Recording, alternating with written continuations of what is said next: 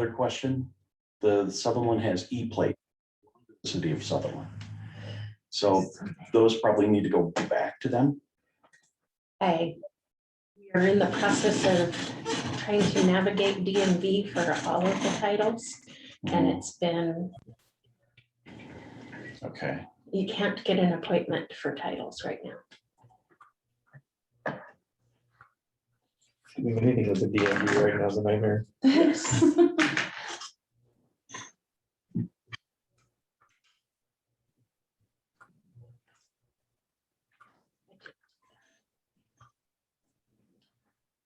Oh. You're looking cash. That's mine. Yeah. Capital workday. Would you? No. Hello. Working. Yes. Hey Hi. Jennifer, how you doing? Good, how are Weird you? to see you sitting over there. Very casual day. Yeah, it was nice and warm. There's nothing I Work can do from that's home, usually so it's nice. Oh, you guys are still working? Yeah. I don't know if you guys know who this is. This is Vince. Next month is September. I'm just checking in. 25. Yeah. Vincent, you're sideways. Yeah, okay. I have to go this way then.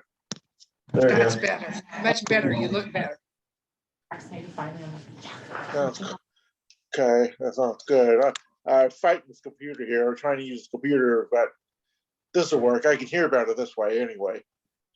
And I'm pulling up the agenda so I can see what's going on. The first one. That's sore. Days for the first one, but Really? I shall have a probably good reaction. I was fine. I mean, the second one, it was a long, it was like 12 hours afterwards and I was really sore, but good to go. No fever, and, you know. No, but I was down, I pushed and Tylenol every 2 hours. Oh, that's So a way to balance it. And I ended up in bed. Yeah, I mean, I was, I mean, my muscles hurt. Huh. So we're gonna wait a few minutes for Mark. Hopefully he'll show. Otherwise, we don't have a quorum. I was gonna say, 3 and 3. 30.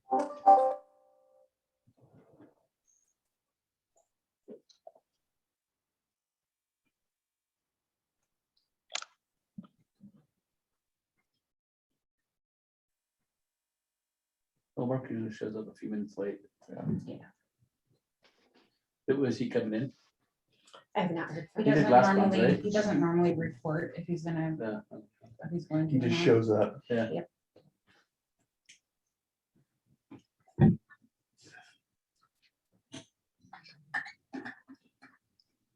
Doesn't do the same courtesy that you guys do. Yeah, so I guess sitting there waiting. Not coming. Although one time I did it online, it was, and then everybody did it online, so that would probably get great, but, I was playing ball with my dogs in the park. That's the way to go.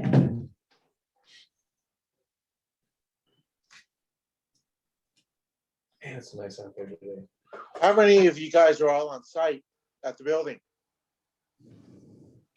There's Two of us. Oh, two of you, huh? Okay. The rest of you are all on out in the clouds. One's online. she's in Alaska. Is that what somebody said? Yeah, I think Kat's up there. Up in Alaska.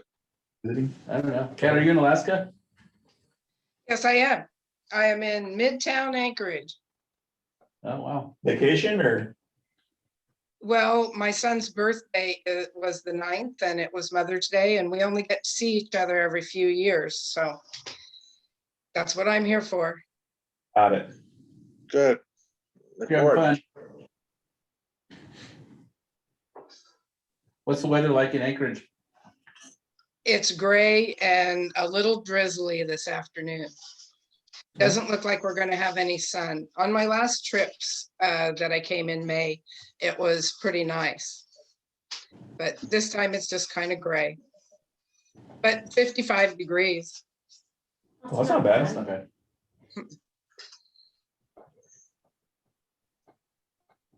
Although it has been a pretty warm summer this year. All We right. haven't hit summer yet. I and It's know. already been warm. But this is probably the warmest summer I remember in the 20 some odd years I've been here. Yeah. Yeah. That happened in the spring. Yeah. Yeah, in the spring, yeah. So yeah, you just kind of wonder what summer's gonna be like. We don't have one of Fire. those, we don't have one of those wet Junes that we sometimes get. We're in a world of trouble. Yeah, yeah, because the snowpack is melting off a little bit quicker, South Umpqua. Yeah. I mean, we're like at June levels now. really. Yeah. Yeah, I saw down in the Medford area, I mean, they have reservoirs that are like, 12, 15%. Mhm. Yeah. The South Umpqua already looks like July. Yeah, That's for sure. It is more dry down there. Mhm.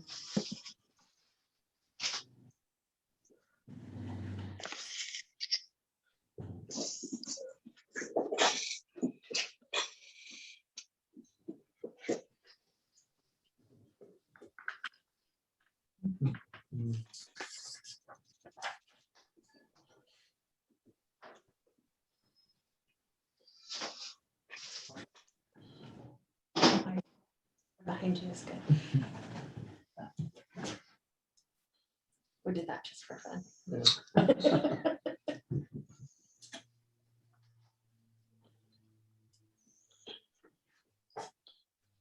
So your master plan is kicking off, it sounds like. Yes, we met again today. And it's funny, City of Myrtle Creek designated you as their contact, but so did the board, so. So you've either got purpose or we need to have somebody else from the board join in on it. Probably someone else from the board joining on it. Yeah. What? Yeah, he's.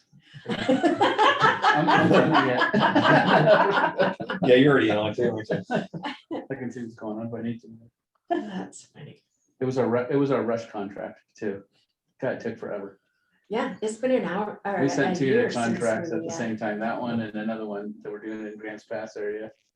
And we're already on like, I don't know, the second tech memo and maybe even the third on the one down in Grants Pass. Yeah, we This chose one took the forever. contractor or the consultant. I think it was April of last Well, it year. should have taken, yeah, Mhm. yeah. Yeah. It's took over forever for DOJ. Just never, it's a crapshoot who you get.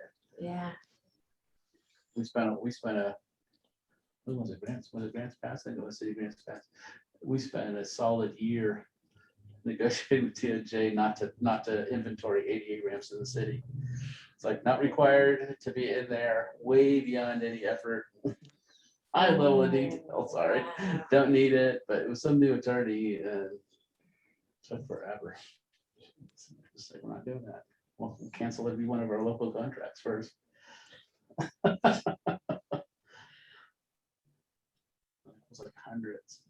Well, hundreds, it was over 120 intersections. They had a lot of intersections. Yeah. It's passed. yeah. And then you, one or two curb ramps per quarter. Actually, that was the 100 or so that we were actually gonna count.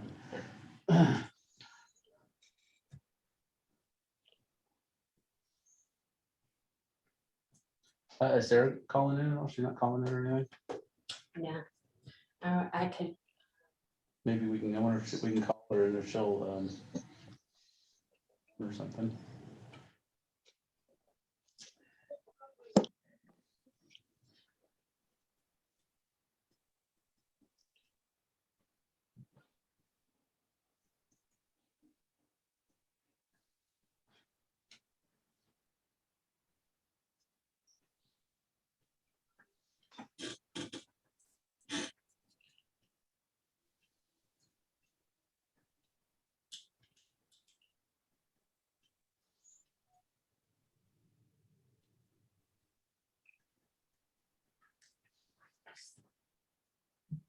need an appropriate emoji for that one. I was going to hear about her daughter.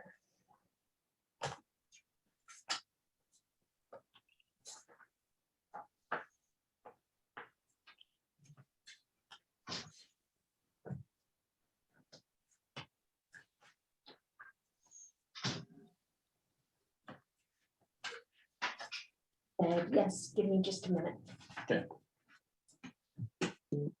Mark's here. Oh, Let's her off the hook. yeah.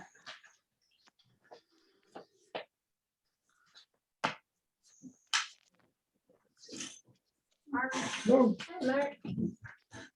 There you go, sir. Make the corn. You made the corn. Oh, It's a good thing you got there. You wanna put that on top of it? Here we go. nobody's on Zoom, We'll go like that. Cats on Zoom. Cats for Alaska on Zoom. sort of given up on that. She's-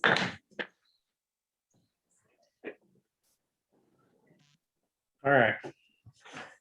Let's go ahead and call the meeting to order. Time is now 5:39. We can go ahead and do roll call. Mike Baker.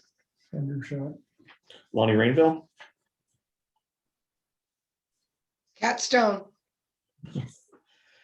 okay. And for the record, John Parker and Sarah Thompson are absent. We'll have everybody stand for the Pledge of Allegiance. Pledge allegiance to the flag of the United States of America and to the republic for which it stands, one nation, One nation, under God. and justice for all. Thank you.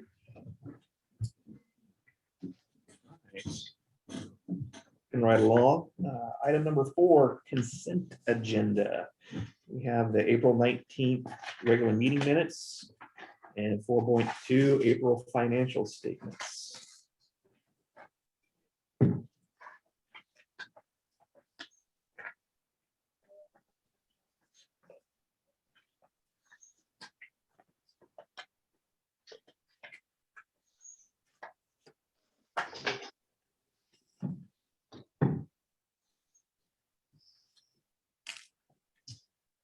I'll entertain a motion when everybody's had a chance to review.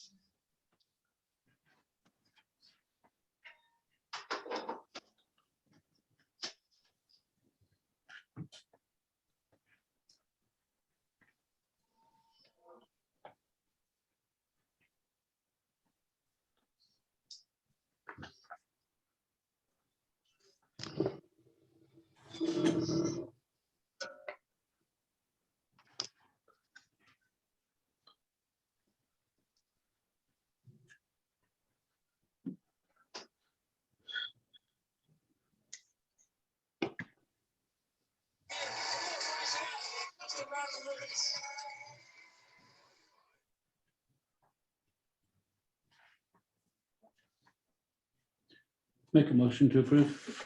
We have a motion and a second. Any discussion? Hearing none, all in favor? Aye. Opposed? Motion carries unanimously. Item number 5, public comment on agenda items only. I would like to comment, please. Who? Yeah. Deanna right. Schaefer. Ready, Ann? Okay, so you actually already approved the consent agenda. We're on public comment, correct? On agenda items only. Okay, yes, good evening. My name is Deanna Schaefer. I'm the City of Reedsport City Manager. I would like to comment on item 6.2, which is your update dial-a-ride RFP process.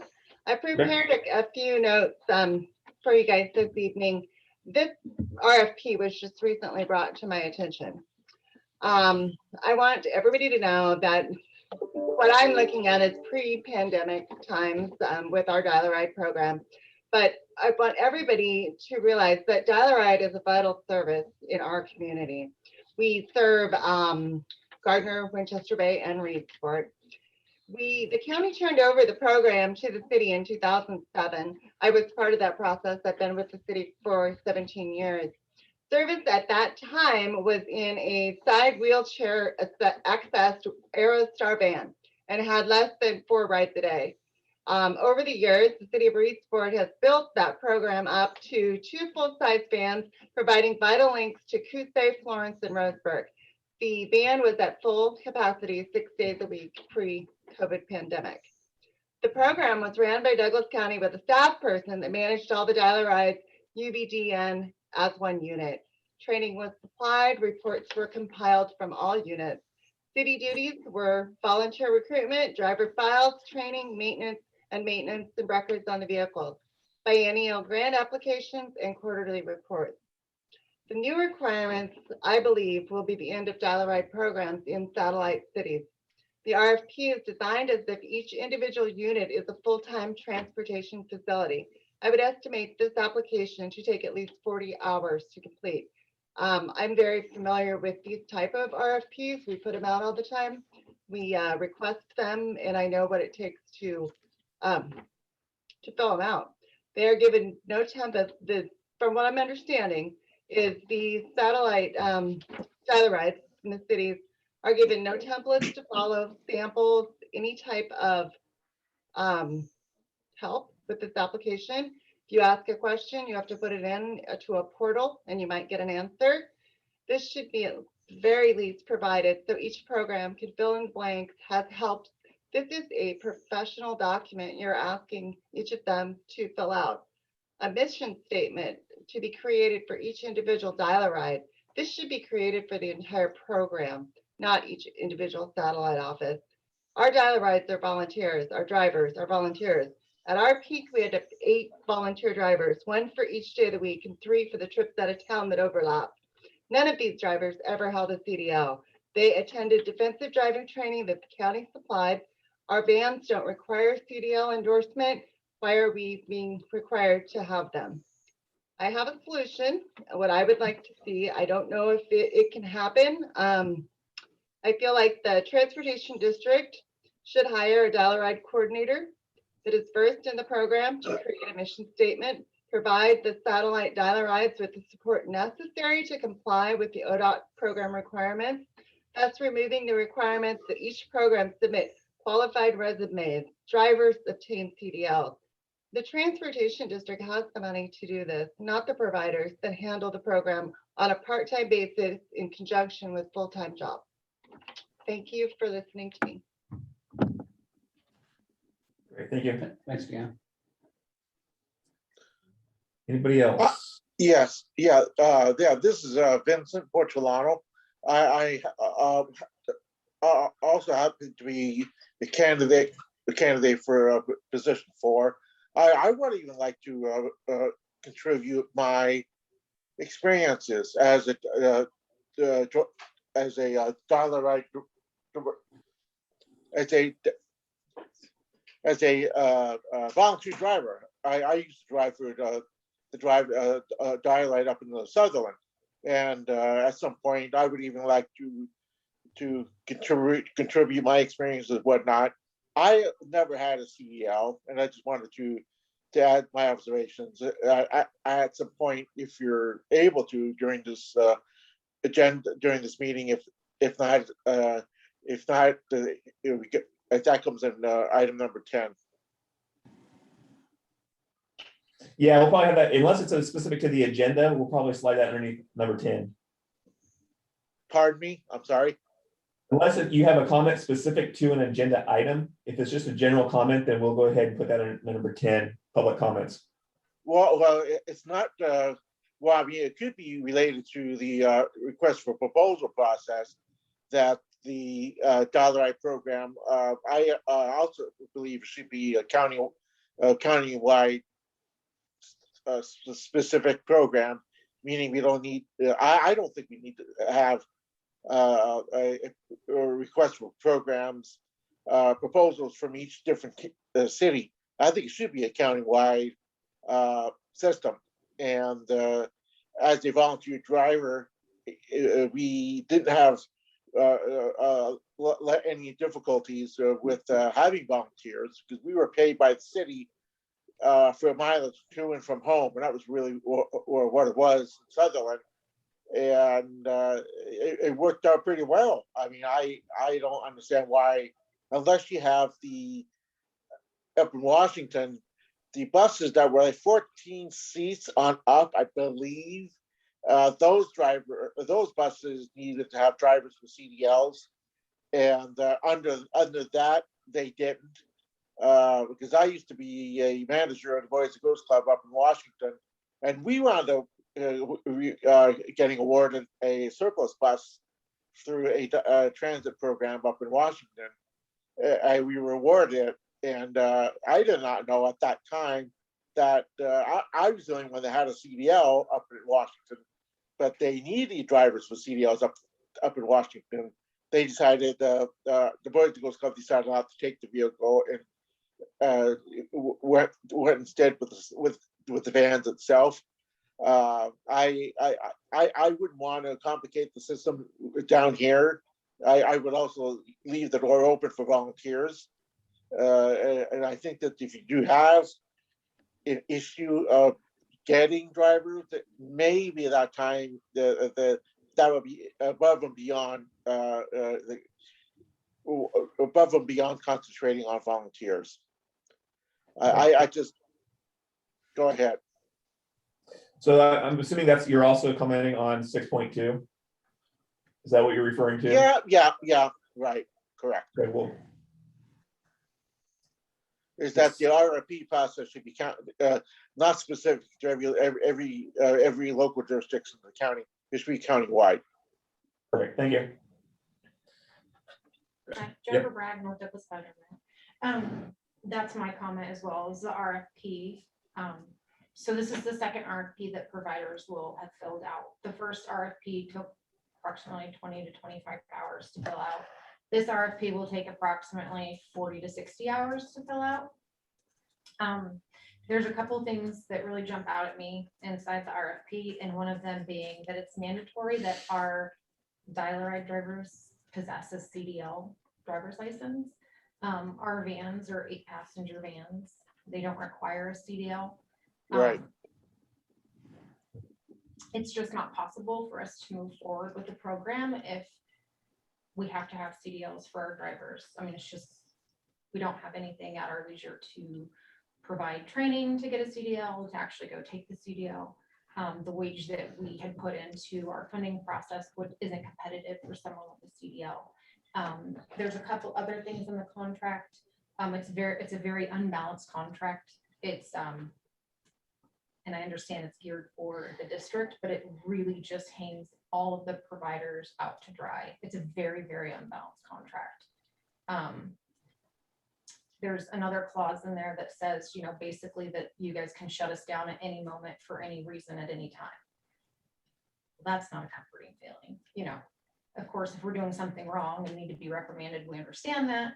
But just for any reason at any time, you guys can just come and shut that program down is not something we're comfortable with. We've been providing dial-a-ride service since 2006 in our area. It's vital to our community members. The program from where it started to today is completely unrecognizable. We've never dealt with complaints from riders. Basically, the entire area is really upset with us. And a lot of it is out of our control, which is frustrating. You know, we're really passionate about the people in our community and the whole county. And so we're really hoping that the district is willing to work with all the dial-a-ride providers. And we basically stand united at this point all together, that this RFP is not going to work for us. Thank you. I think it was the brainchild of somebody at ODOT. It was actually the requirements from audience review. That's why the RFP. However, the CDL and a couple of other things in the contract, I looked it up and it's not FDA required. Are they required? The CDL is a best practice. It's not an FTA requirement now. Take it out, then Yeah. Pardon? take it out. I mean, it makes it impossible to operate the service apparently. As long as Can they're they- using small vans that don't require it, there's no reason it should be there. So before we keep asking questions, We should probably address that underneath 6.2. So, yeah, and I guess the other piece, when we get to that, is we have an RFP out. So we have to be real careful, I think, on kind of what's discussed. Typically, you can't discuss that. That was probably an audit compliance. But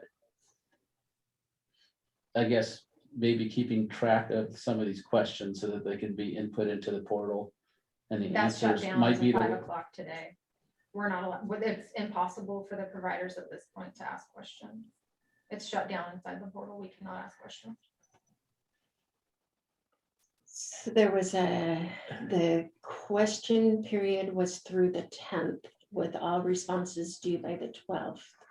Because the RFP is closing on Monday.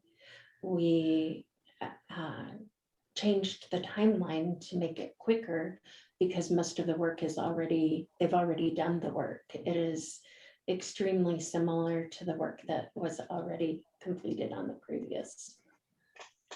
Are you talking, I just have a question. So are you talking about the grant application for the biennium that they filled out a few months ago?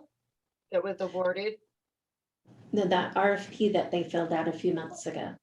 same RFP, but it had to be canceled. I beg to differ with the application that I just looked at. It's requiring resumes and mission statements and policies and many things that were not required previously.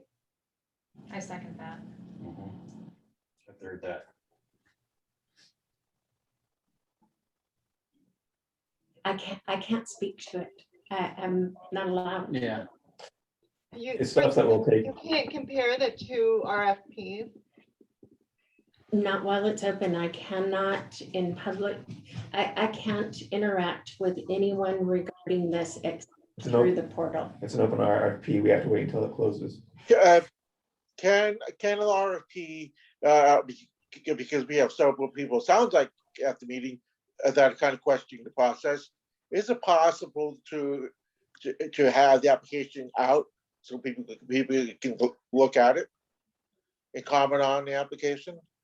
not today, but when it closes, Yeah, that like when it closes, is there an Go ahead. opportunity to extend it? I don't know. I don't know that we can modify that issue. And I mean, I reissue can it. tell You you have to now that- reissue with modification. is that what? Yeah, I would like to see get a copy of it. I'll probably have to go on the website and take a look at it or something. I think the other issue, though, from what I remember from our last meeting, is the timing to be able to have contracts and Dial-A-Ride still operating come July 1. Yes. I know for our agency and several others as well, this RFP, we're not moving forward with. It's not feasible. So, yeah, something, if we can't come to a resolution, we're just not gonna be able to provide services. Can I ask where the requirement for the CDLs came from? It's a best practice that was recommended to be included. I know But if other it's not, counties if do it's not not have it. required, they could probably in their, just speaking amongst them and not really talking to anybody in particular, they could probably put in there that, like a CDL, that it's not required and the CDLs are not available or not applicable. And just simply answer the response that way, I would think would be one possible way to answer that question. Yes. Well, I just, So Did this get reviewed by Jennifer Boardman or anybody? Have we compared with what other districts put out there for RFP for Dial-A-Ride? Yes. I did not review it prior to being posted. I saw it after it was posted. And I believe that Cheryl worked with LTD, Lane Transit District, on this. Yes.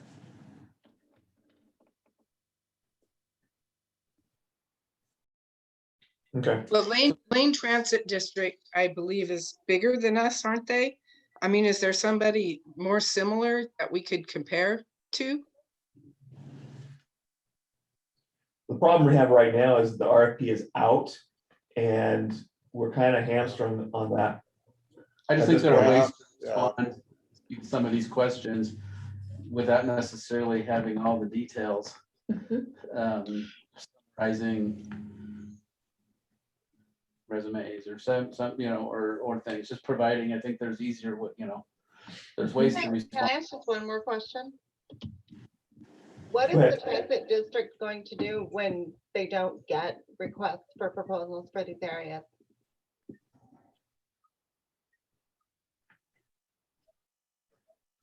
I'll let Cheryl address that. Well, we do have requests for proposals coming in. So it might not be all of the providers that are providing them, but I have to complete the process with reviewing, scoring, and making a recommendation from there. I'd also like to note that when we had our, we had a mandatory meeting, Zoom meeting. And during the meeting, it got brought up that there's a committee that will be scoring our applications. And the committee was not formed at that time. So we didn't even know who was on the committee. So it just felt like there was a lot of loose pieces and there wasn't like a good foundation already. I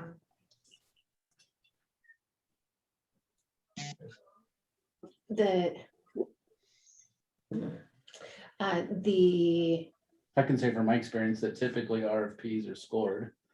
And typically there's a small committee and it's typically made up of the staff of an agency Yes, and sometimes other agencies as well, but yes, typically that's how it's handled. I don't know how it's been done here. But that's exactly how we're doing it. That was not explained when the question was asked. We don't Well, seem to yeah. have a plan then. it doesn't sound as if though, I want to kind of second what Deanna Schaefer was talking about, is what would happen if the district didn't get any requests for proposals from West County? What is the district's proposals to how to address that type of situation? Yeah. It's all in the proposal. All of the information is in there and I cannot speak to those answers. I'm sorry that I have a really hard time with the lack of support that the Dial-A-Ride programs receive during this process. I mean, most of these people are doing this on their side as a side job. And there's nobody to ask questions. There's nobody to help them through this process. And it's not just this process. It's been for the last year or two that we can't even get help with our program needs. Wow. We did an hour and 45 minutes going through the entire RFP, all of the attachments, all of the instructions, all of the requirements, and questions could be asked through the portal. We did that last Wednesday. I received 2 questions sometime this afternoon that I have not had an opportunity to respond to. That's correct. We did. We had a meeting and Cheryl was on there and she read the packet to us and provided examples of how to take care of the, various different things. I can't. If I go further at this point, then the RFP is no longer valid and we start over again, and I cannot do that. I would just like to say also that this is the second RFP that we've had to fill out as providers.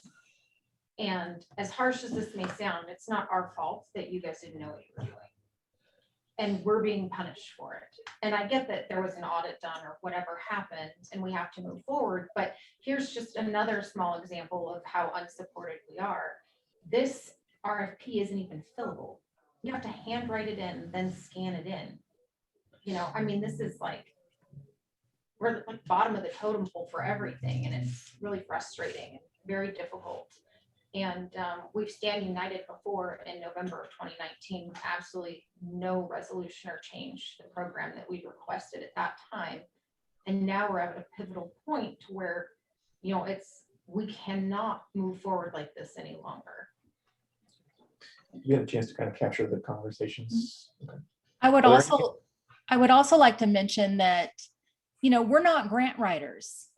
I mean, this previously to the transportation district forming in the past, these sort of things were handled by the director and then were brought down to us. We reviewed what was given to us and then made the changes that necessary to for our programs and what was needed at that time. And then they were turned back in. This is starting at square one from nothing. I mean, there's no example to go by. There's, I mean, for lack of a better term, another grant that we can cannibalize and make our own.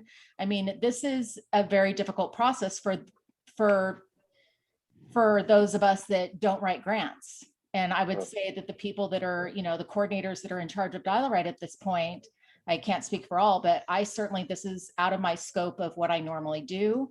And the expectation to this time frame of being able to ask questions and have them in by Monday, and then you turn around and have the answers by Wednesday. I mean, and then by Wednesday, we're supposed to write a grant that's probably going to take about anywhere, 50, 60, 70 hours to write the grant. I mean, you know, at some point, the timelines don't add up to the hours that are in the day. Charlene, for the record. Okay. Thank you. Any other comment on agenda items? That would be me. Yeah, I have a question. We have, it's still up. We got Matt. I'll try and be brief. Okay. I think everybody I'm sorry. can. We have Matt Droscher on speaking right now. Oh, go ahead. This is a process. I've slugged it out with grants before, had forms that weren't very workable at times, and you try and slug them out. But the process, you know, trying to get used to a new process through a portal. I've been having difficulty with just getting the forms to download. I don't even have that action access piece in there. So my request was, and I put one into the portal for seeing if we could get some IT help to get this squared away on mine. And I don't know if it's a server issue or what it is, but at this point, I can't even move forward. So that puts one strike against me on that. Then going through the process, then I want to get to an endpoint, which is I want to have a solid agreement. But one of the first things I did was to actually pull off the agreement and look over it. And I would echo with what Deanna and Jennifer have said, that there are spots in there that just don't need to be in there. Like the CDL requirement doesn't need to be in there. There's even a section where Cheryl's noted by name as the general manager in the contract. And I know that's not proper language, that it needs to be the position and not the person. So there's just things in here, plus the unbalanced piece. I noted that early on too. And I think there needs to be a balance of accountability on both sides. And I don't see that in this. So I feel like this would not be a good and favorable position to be in if I got to that endpoint. So I wouldn't want to put that through and have that responsibility for my agency. So unless we can go back and revamp this, make it a little bit more even, then UVDN can't move forward on this either, because the endpoint, not only the starting point, but the endpoint doesn't make any sense. That's all I got. And it's time sensitive. We need an answer. So you're contract, but you weren't able to download the application? Yeah. Okay. So I got to the first frame and these were easily downloadable. The second set of forms weren't. Then I found that there's another section click onto to get to the actual forms. That got me to the second field. And I went through a tutorial, and it even pointed out that there's supposed to be a drop down where there's an action, and I'm not getting that. So that piece of the process isn't on mine. So I don't know why that is. He asked about it. You asked about it in the meeting, yeah. and he was told to put it through the portal. Well, and we looked in the meeting at all of the documents that have been downloaded, and you've downloaded all of the documents. Well, I was able to download these, like the federal regs and that kind of stuff. The things that I would look at for the endpoint. But the actual forms to fill out and submit, I can't get to. So that's where I'm stuck. Okay. So I think so. I Handle was things under the impression, down, and if we had a little bit more time, that would be good. And then just the endpoint piece, if we could get this cleaned up. So I think it would require a little bit more time to get that done. We have Vincent, and then I heard somebody else want to speak. Deanna, so Vince. yeah, I've got a quick question. you're up. For me, I was just going to ask that I was kind of backing, kind of seconding what Matt was getting at with these different concerns and questions that people are having with the RFP process. Is it conceivable? Can the district decide to say, okay, let's back up and let's try this again, given a 2-week extension or something like that, incorporating everybody's suggestions and ideas, and making sure that we're still following the law and still trying to make it more balanced. Deanna, I guess maybe that goes to Cheryl or somebody on the or Mike or Mr. Baker or Cheryl. well, it's something that they'll look into. Deanna, you have a comment? Yeah, I was just wondering with the gentleman that was talking about the IT issues, how many hours do you think you already have in this application and you haven't even started? I've already put in about 10. Okay, let's direct the questions to the board, please. Oh, I'm sorry. That was my last question. Anything else that hasn't already been covered? Okay. Item number 6, old business. 6.1, cash handling procedures for DAR. Okay, so during the process of the site review, we found that the finding was that FTD does not have appropriate oversight of the dial ride providers coming with the cash handling procedures. So something that we did not ever require of them was that they submit to us a procedure of how they were handling the cash that is collected either as a donation or as a fare. And so the requirement is for us as the oversight agency to ensure that they are complying with the federal regulations. And the recommendation was that we create a sample cash handling procedure, which is attached, and then provide that for the dial ride providers. And some of the agencies are very close to being in compliance. Some have a little more work to do than others. And this would be something that would be part of their contract. We would look at their cash handling procedure, make sure that it incorporates all of the appropriate pieces, and then if it's not compliant, request that they make changes. If it is compliant, then we would be able to move on with the contract.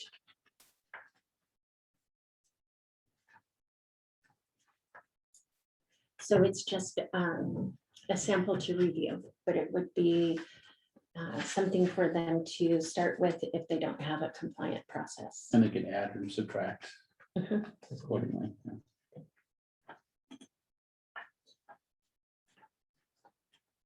Any questions for Cheryl on cash handling procedures.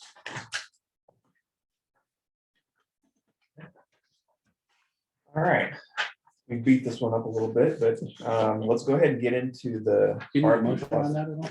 I think it's just important right now. Oh, it's just information. Just information. All right, so yes, you're right. We've already really covered this quite a bit. So our compliance finding was that FTD was directed to cancel the procurement, revisit the procurement planning where we impose ourselves, the district, as the administrative burden to monitor 6 separate contracts, revise the scope of services and requirements to be met, and re-advertise the solicitation. So the original RFP, we had looked to do a simplified version of that to do just what everyone is requesting, to make it easier, simpler, something that was not time intensive. And we missed the mark. We did not have all of the required federal clauses in there. And we did not include a copy of the contract. We did not include a copy of a lease agreement for the vehicles. So that's why we were directed to redo it. The other issue that came up was that the term was unfair advantage. Anytime that I have a conversation either over the phone or via email with anyone regarding the RFP, and that information is not completely disseminated out to everyone that has started the process, then that's considered unfair advantage. So that's part of the reason that we opted to go with the portal, is because it ensures that we maintain the integrity of the RFP process. So we uploaded all the documents into the portal. The invitation to bid went out on April 27th, which was a Tuesday. The kickoff meeting, so that all of the documents were available to all of the providers from April 27th, which was a Tuesday, to May 5th, which was when the kickoff meeting happened.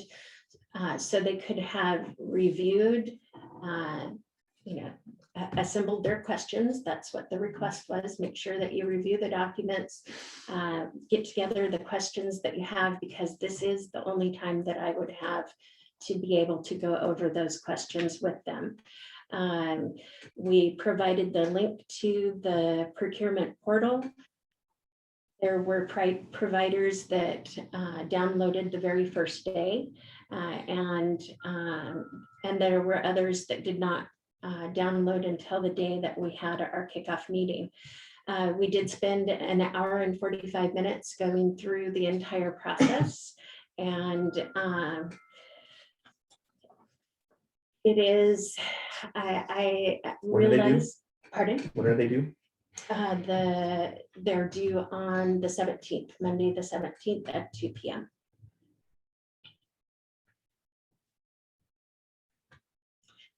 So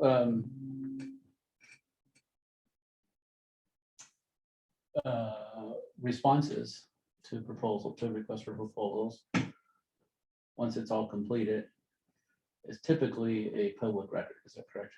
Mhm. And so we got some assistance from Lane Transit, right? Mhm. So they might have some examples or somebody to contact them and request, and that might be a place that I know I would look. Oh, gotcha. So yes, they did a procurement for, theirs was for a call center and for Dollar Ride service as well, demand response that included their medical transportation as well. So yes, they might very well have I think it might be somewhat similar. examples. Mhm. So there's obviously from our item number 5 public comments, some issue with the RFP in the format in which it was released.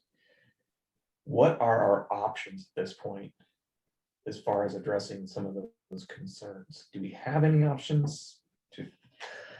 I believe that anything that, that any provider has, oh, there's a word for it, an exception with, that can be written into their response, and it can be reviewed with the RFP when we close it. The portal is actually very easy to use. There's a very simple login and registration process. The documents download quite easily. There are no forms to fill out. It is, you go through the instructions and follow the instructions. It is, there is an exhibit. But they had already filled that out in their previous RFP, so. Is it kosher to put out somewhere like an FAQ addressing some of these questions? I mean, is that a proper thing? Everybody has access to those responses? You can answer the questions that people have asked, but you can't propose questions and then propose an answer. Right, but I'm saying, but we have quite a few questions that came in today, so could we respond to those questions with an answer to everybody? Everybody Well, it sees- depends on what the RFP says in terms of the timing, the timelines. Well, and today is the 10th. Those questions can all still go in through the portal. You can hit me up with 20 questions until midnight tonight.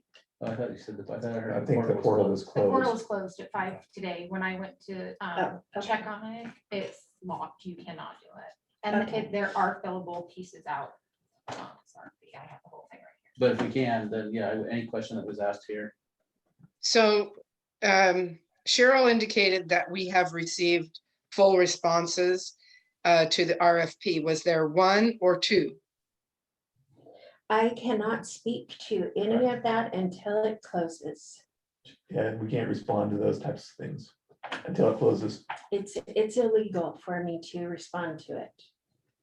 So if we have 5 providers who drop out, what are we going to do? I cannot respond to that until the RFP closes. Can we rescind the RFP like we did before? Not until it closes. Interesting doing business with government. But we could address the questions, correct? So I guess that's what I would request, is that the questions are addressed and put out for all. Money as an example, administration on community living for our federal funders, they actually post things as FAQs. Instead of a guidance, Mhm. they actually do it in the form of FAQs. Because they get quite a few of the Right. same questions. Also, can I just add, just really quick, sorry, in the exceptions, inside the RFP, we're talking about putting forward 40 to 60 hours worth of work to get to the acceptance page. That might just be a no, the CDL is a requirement. We've already put in 30 hours of work on the first RFP. You know, please keep that in mind. And the system is easy to use, the Bonfire app, until it doesn't work. Example, Matt. Anything else If on? Matt has need for certain forms and he can't get them, can you just scan those forms and email them to him? Cannot. He can get them from another provider, but I cannot be the one to do it. So, Mr. Hendershot, I've already talked to a couple other providers who have offered to do that. My concern is also possibly the upload piece. If I can't download, I might not be able to upload either. I just want to make sure that the IT issue gets addressed, just so I have a functioning system. Or if it's something on my end, like the search engine just isn't working properly, I'd like to know that too. But I gotta ask, I've already asked the question, I'm still waiting on the answer. So, You put the question through the portal? yeah, okay.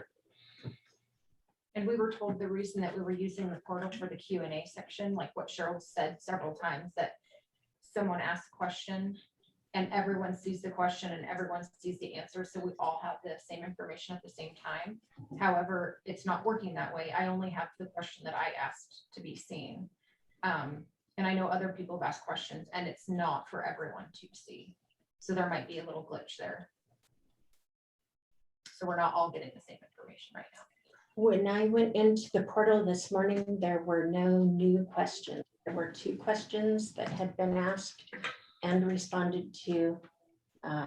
No, I understand that. I only see my question. I don't see the second question that was asked, and other providers don't see the question I asked with the answer you provided. I put it out as a public notice, so yes, that is. Okay. Can you just confirm that? Just Absolutely. So is the public notice located on the portal, or is that separate outside of it? It was sent to everyone who had requested documents. Okay. So that's the other piece of the portal is everything like that is documented. It shows every email address that something went out to. It also shows the email addresses that something went out to that were returned as a bad address, like the person no longer worked there. So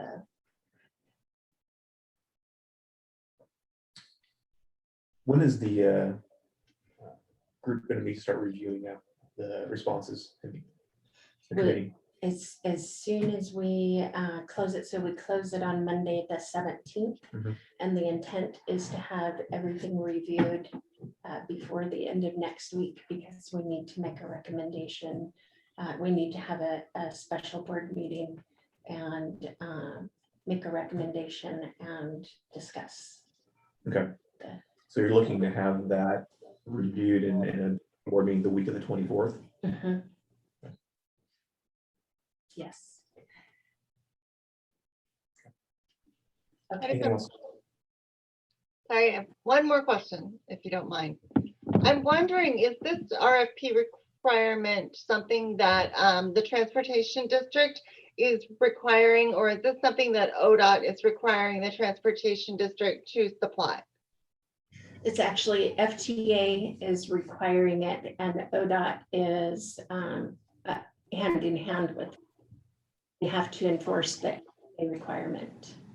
So are they requesting for one proposal, or do they actually need proposals from every service provider?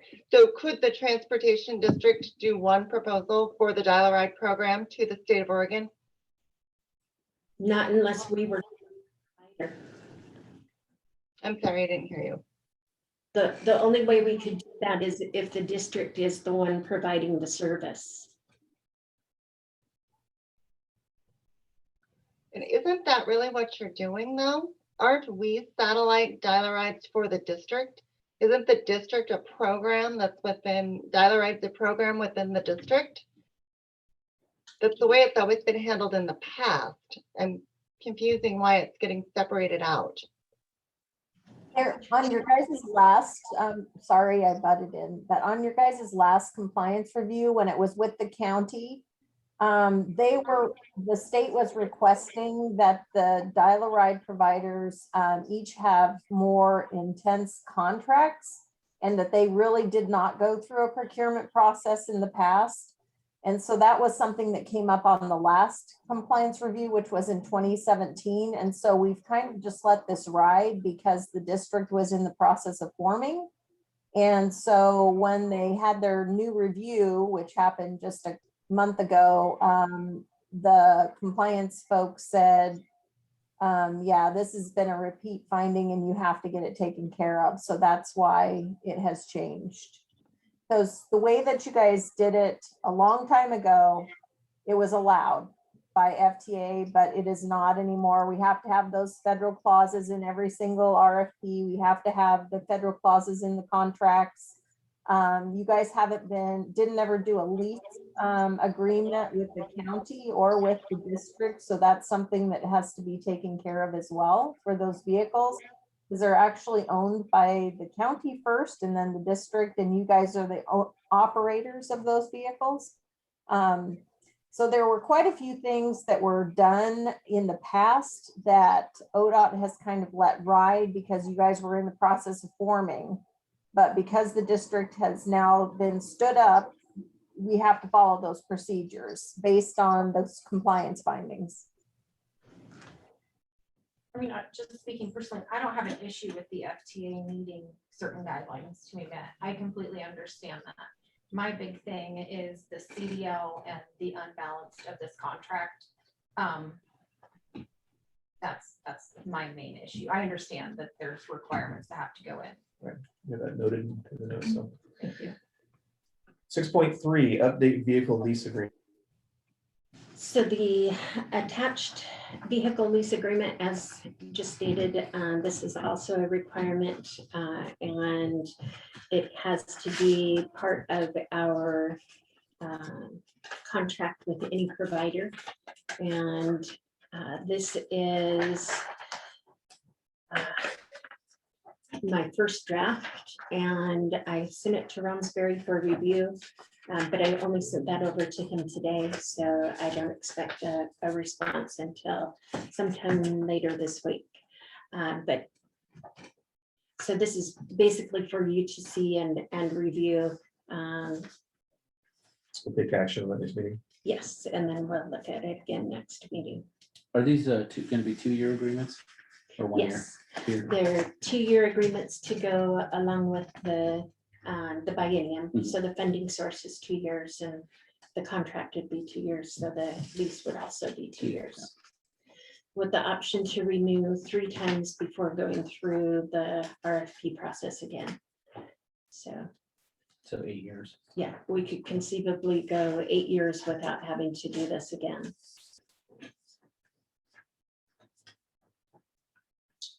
6.4, update compliance review. So there were 6 items in our compliance review that had a 30-day timeline for remedy.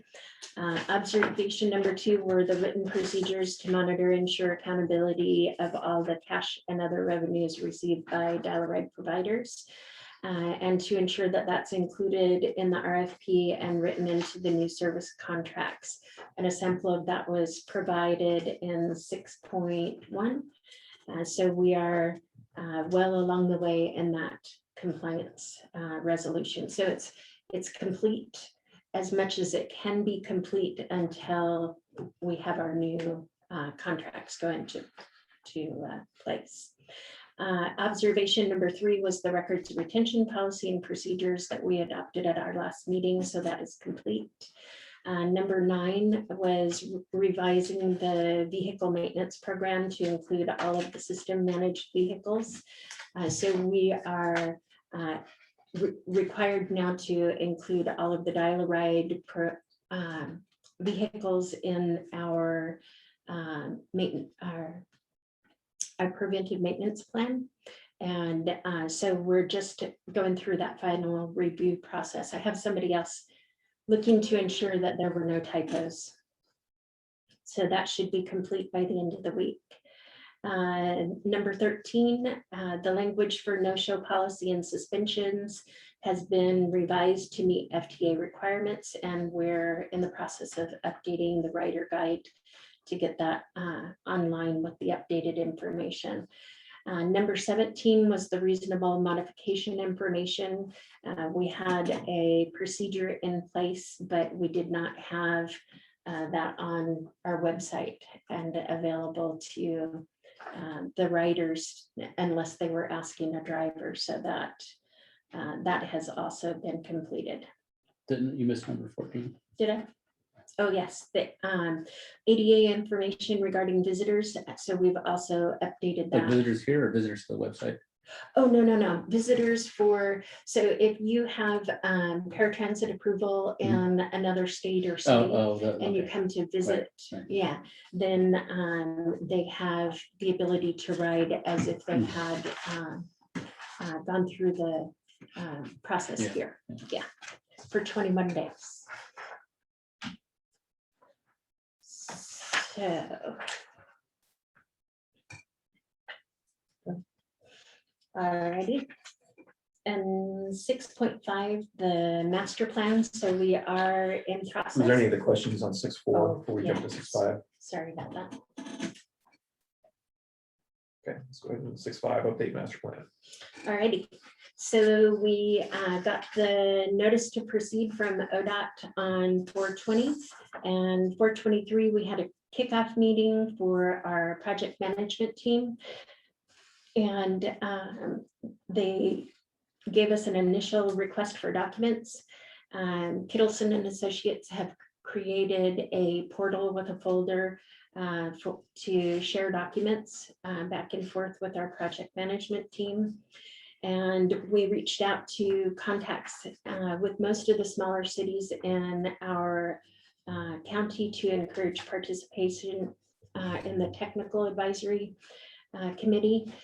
So there were a number of smaller cities, Glendale, Oakland, and Riddle, and Myrtle Creek, that had previously stated that they would like to be a part of this process when we got to the point of go.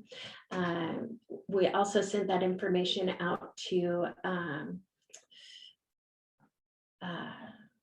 Canyonville, and well, Riddle, we got a response from Reedsport as well. So we have a lot of the smaller cities that are ready and willing to join this process. And today we had our second meeting, and so we're off and running. We the anticipation time of the timeline is about 13 months for this to be complete.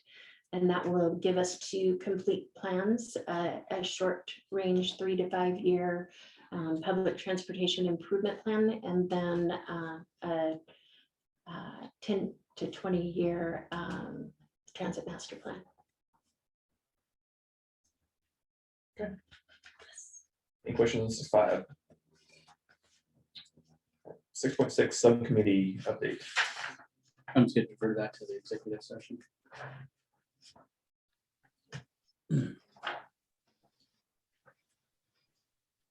Number 7, general manager report. Cheryl.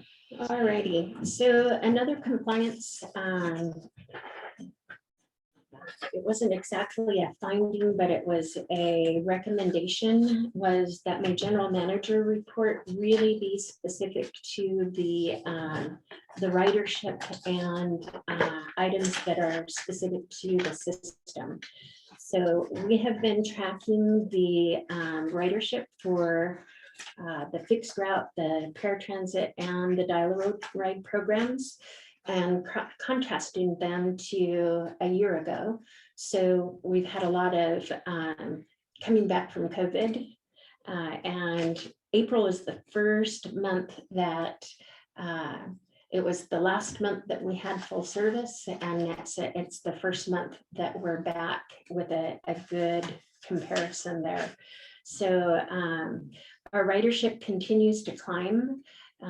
We are still not anywhere close to our pre-COVID numbers, but it is definitely climbing, especially the dial-a-ride providers. Their ridership is climbing consistently. So I don't know if you have any questions or comments regarding the ridership information. You always have to see the numbers climbing. Yes. Well, I noticed in particular, Canyonville, they're back up to 95 rides in a month, which is almost what they were monthly prior to COVID. They usually ran somewhere between 120, 150 rides per month. So Riddle is still down to about half of what they were before. Myrtle Creek is right around a third of what they were before. Myrtle Creek used to run right around 500 to 600 a lot of the time. I have a question for you. Cheryl, what has been the ridership so far with the Lincoln's ride? We're going up to Cottage Grove. What has that been looking like? In the last 4.5 months, we've had 7 rides. That's it. Is there any plans to expand on that? Or people just don't know enough about that service? I've been hearing people just don't, but they just don't know about it. In actuality, we've had a number of people call for information. There were a couple of radio spots that were done, and there's information out there, our website, on the South Lane Wheels website, and it's also a TV interview, both one here and one up in the Cottage Grove area. And the challenge is people in Roseburg, they can get somewhere, but they cannot make it all the way home because the service ends in Drain. So it starts in Cottage Grove, it comes south to Roseburg via Drain, and then it goes north to Eugene, making those stops again in Drain and Cottage Grove. And then it comes south again for a second time in the afternoon. So logistically, it's very difficult. Is that what you're saying? Suggesting is because the drain switch off or something like that? Is that turning into a logistical problem for people? If they live in Roseburg, they cannot make it home. Can we fix that? Oh, from drain? Yes. Oh, that's kind of serious. Yes. So I did have a couple of different meetings with South Lane Wheels, and we've been discussing various different ways that we could move forward to better utilize the funds and better serve the people in the area. So we'll have to see where that goes. Thank you. Anything else, Cheryl? Medical transportation. We are just continuing to and a little bit more. The ridership is always goes up and down. So the income that it shows month after month, some of that fluctuation is due to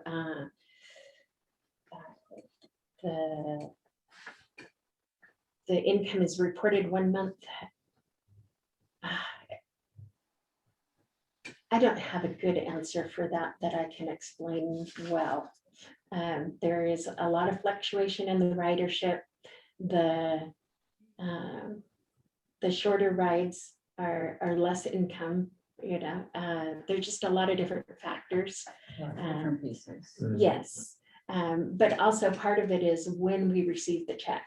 So like the March income, that is actually for part of February's rides. So Is there a way to account for it on this that just simply shows what you generated in that month?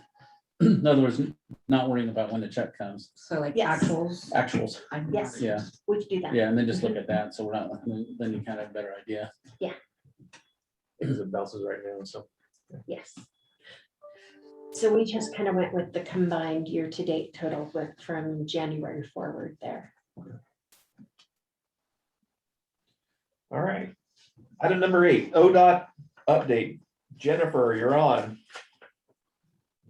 Hello, let's see, what is going on? Currently, we are in the process of trying to finalize the statements of work for the upcoming agreements. They're a little bit delayed due to adding additional funding for CARES, which each one of the agencies that are 5311 will get a little bit more CARES funding. We have a quarterly meeting where all the transit providers get to come and talk. And we have a special guest that's going to be speaking on Thursday that is going to talk about the combining of the STIF and the STF programs. So I'm really encouraging the providers to come and listen in on that because it'll give some valuable information. I did just send an email off to my boss to see if there was any way that I could provide technical assistance to the transit providers without compromising the RFP process. So I'm hoping to hear back from her. She's usually really responsive.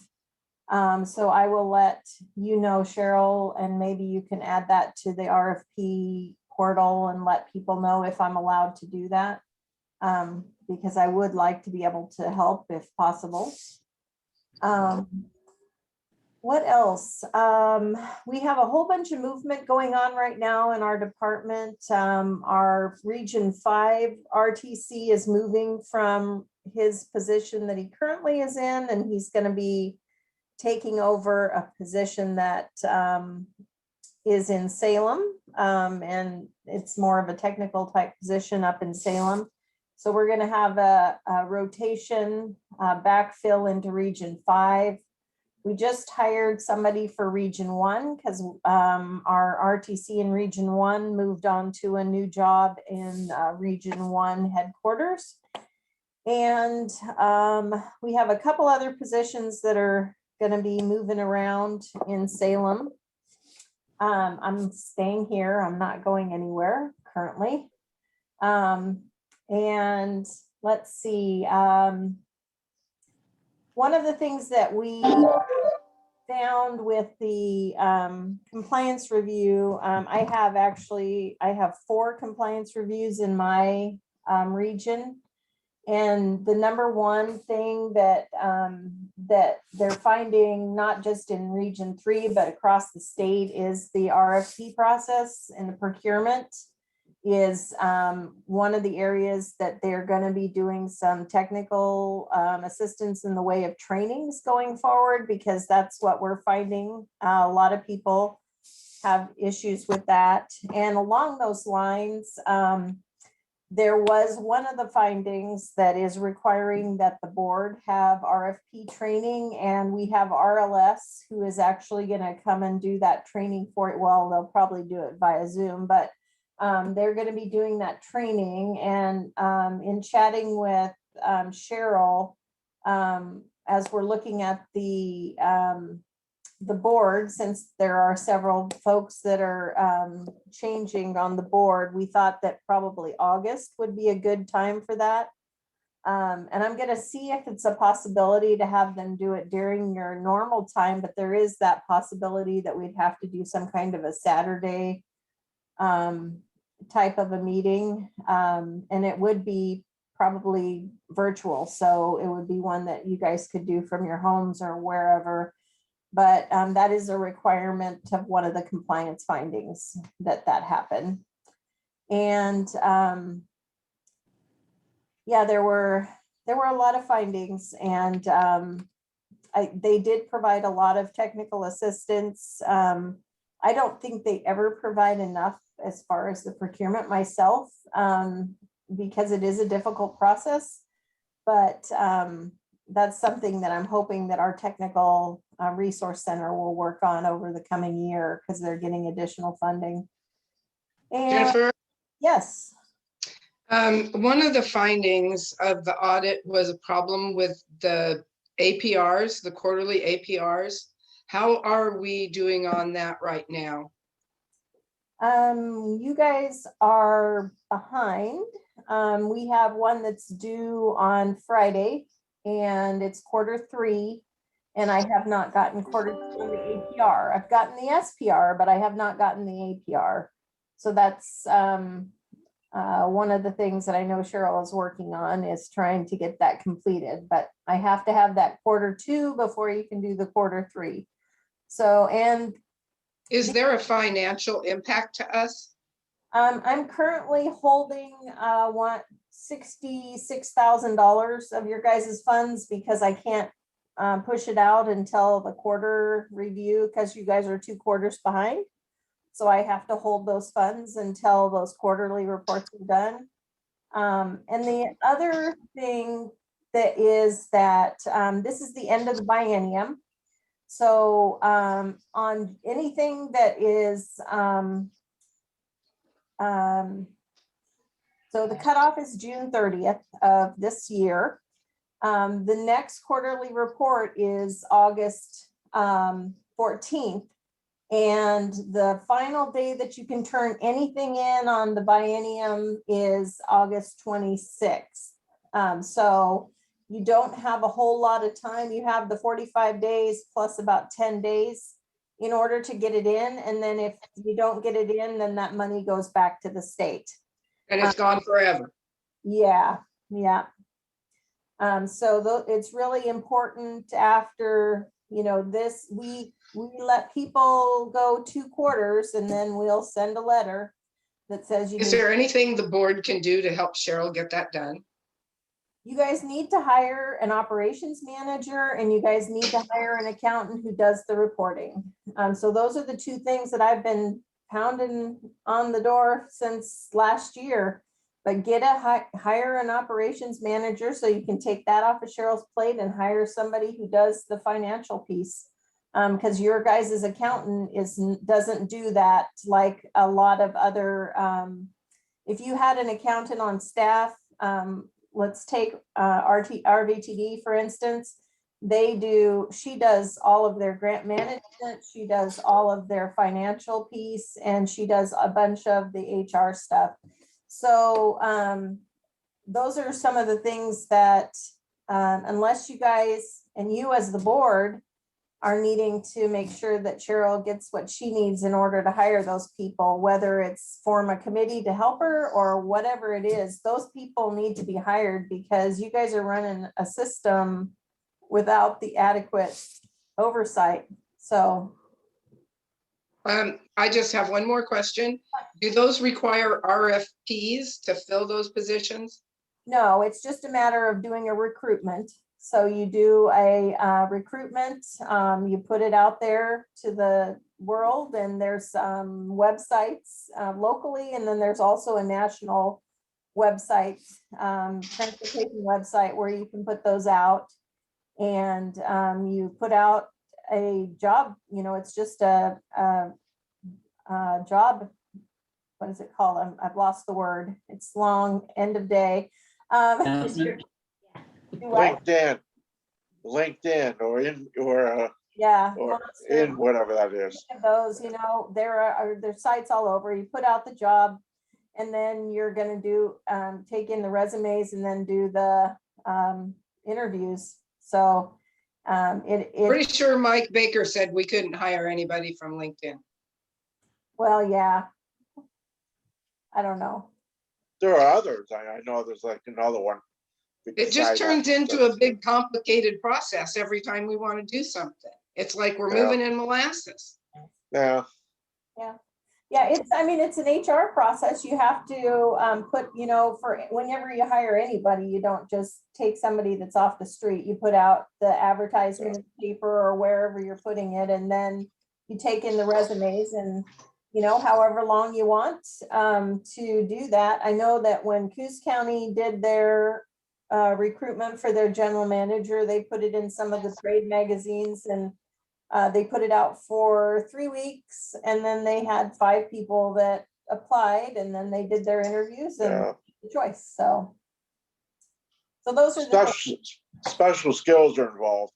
People with special skills. yes. Yeah. That's about And all. I'm sorry, back on this subcommittee report, Mike said something and I had no idea what he said and we moved on. We're gonna cover that in an executive session. Okay, thanks. Anything else, Jennifer? No, I think that's it, unless you guys have any questions. I know that one of the other things that the tribe is wanting, the Cow Creek tribe is wanting to get an agreement. And so I know that they're working on that because they did not have an agreement with the district. They had it with UCAN, so they're trying to get that process going. But again, they're short-staffed and have people doing multiple jobs. So Great, thank you. Thanks, Jennifer. Item number 9, items not on the agenda. I guess the one thing you mentioned that the 2 positions are posted. Have we had any interest in either one of them?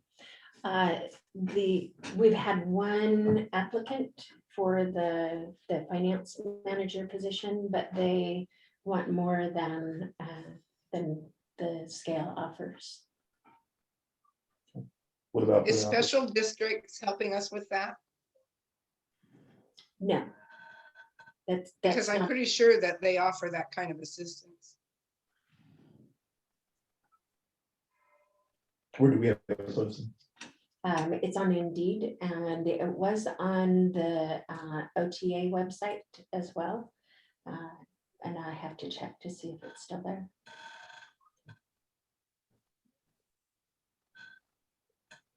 Anything else for item number 9, not on the agenda?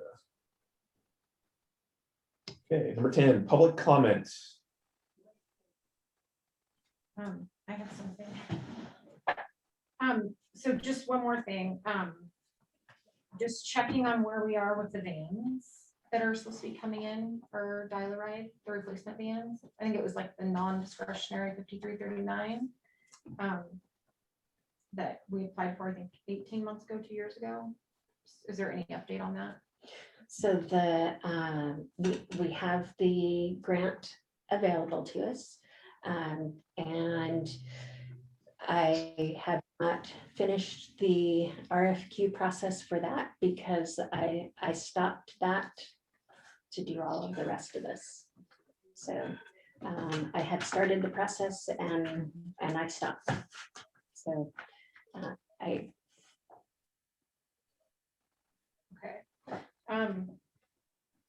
The other part is inside the RFP, which I know we've gone over this a couple times, but on the funding piece, there's a table in here that you kind of fill in like what you've done in the past, and it gives you a number of what your hourly rate is basically to run the Dial-A-Ride service. And that inside the meeting that Cheryl provided for us, she stated that that's how we're going to be able to like figure out how to allocate the funding.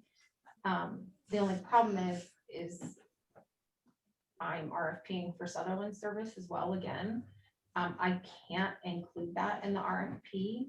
So if something is going to happen with the RFP, if we could just get like better clarification on how the funding is going to be allotted, or if we're going to have to redo the funding piece on that as well.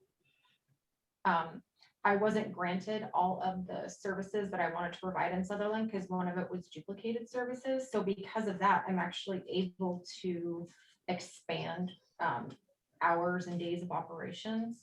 So if something like that could be clarified as well, that would be very helpful. And then just note that before the RFP came out, we had 2 rounds of funding for the STIF, STF, and then the 5310, and we already had that funding. We went through all of that and did that, and then RFP for it. So it's just the whole process is very backwards. And I think the intent is to bring after the RFP, to bring the STIF and the STIF staff committee back together to redo that piece. So we are redoing the funding. Doesn't mean it's gonna change, but it just means that we have to technically meet again. But it all depends on who proposes too. Right? Yeah. Anything else? Hearing none, we'll go to number 11. Agenda build. Next regular meeting is June 14th. It sounds like we'll have a special meeting end of May. Is that correct? Yes. Anybody have anything as far as agenda build? I know that for me, there will be more of the compliance findings, but I did not list them out for the thing. There should be the Title VI plan by then. Can we get an update on that disconnect with the Eugene route? You said you're working on that and trying to come up with a solution to fill that gap of getting people back to Roseburg. So we can have an update on that. The APR reporting, if we can get an update on where we're at with those reports that we're behind. Hopefully we can have a good report that we're caught up. Yes. So, but a report out on that. Obviously, I think we need to have some conversation regarding the DAR dollar ride process. Once, that meeting will be past the RFP process, so we can look at what went well, what didn't, and make some changes. It sounds like that may need to be made, so I think we need to have that discussion. Sound good? Yes. Anything else? If not, I will suspend the regular meeting and prepare to go into executive session in accordance with ORS 1926602I.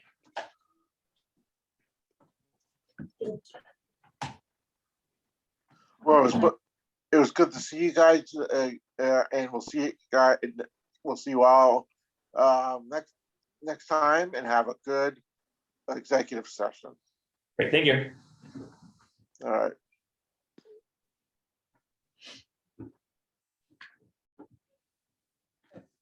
She moved. I gotta hang up on her. Bye, Shelley. Don't report and.